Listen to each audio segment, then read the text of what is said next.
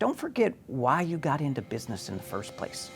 Every small business owner that I know, or every small business owner that I get to speak to, commonly has started their business because they were passionate about something.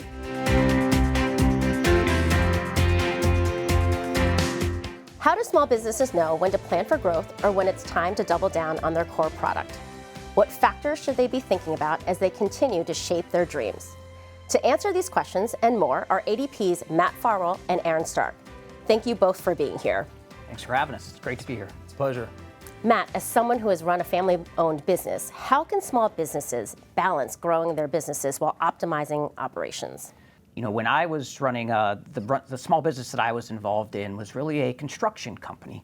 And what we found is when you have massive, call it condensed timeframes where you're growing very rapidly, it's very challenging to balance out the operational efficiency side of your business. Most of the time, the way that we grew was we added more labor or more workforce to enable us to get through the amount of work that we had. As we started to expand and mature, what we found is we had an opportunity to actually pull technology into our solutions. I'll give you a real example of that. In the past, we used to create tickets every time a loader would load a bucket of material into a truck. What we did, because that was so labor intensive, is we actually bought software that weighed trucks as they came into the pit. And then ultimately we eliminated all the ticketing and the invoicing in the back office process, really helping us to not only grow and scale, but to also drive operational efficiencies at the same time. Yeah, I heard a lot of the word balance in your conversation in terms of what you shared between the growth and, the workforce and the technology there. So Aaron, how can small businesses make sure they have the tech and the tools they need as their plans evolve? So what we've seen is there tends to be two options. Option number one is the fire hydrant approach. So you can go online and there is just a flurry of different options that you could select from. The challenge is that if that's not your domain expertise, you may not know which one is the right one for your business, which one is the most cost-effective for your business. So the second option, which tends to be typically the most effective for small businesses, is having a trusted advisor. And not just somebody that knows your industry or your profession or even the scope of what tools that you could potentially take advantage of, but it's also how do you implement them?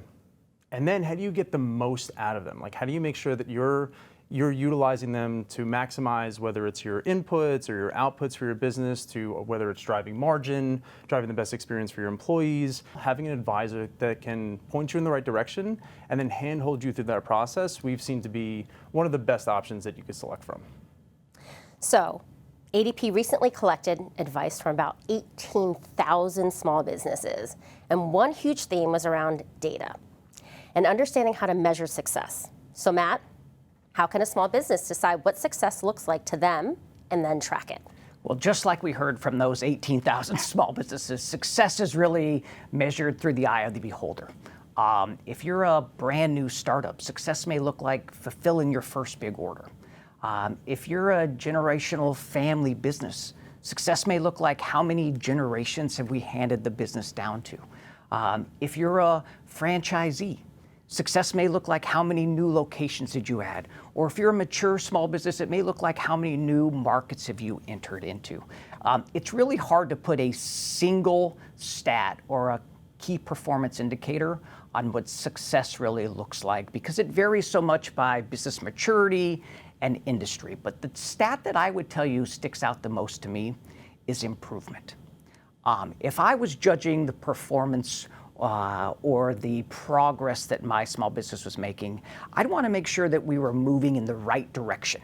It kind of goes back to that age-old adage of getting 1% better every day or every week, every month, every quarter, and every year.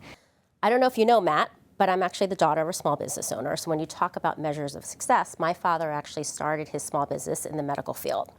And when he started his practice, one of his measures of success that he looks at today is around his waiting list of new patients when they call in versus how much money he's making. Yeah, that's great. So another popular topic was building a strong team. One business said you want longevity in an employee because their knowledge is expensive and it takes time to acquire. Aaron, How can small business owners build a culture to keep their people happy and productive?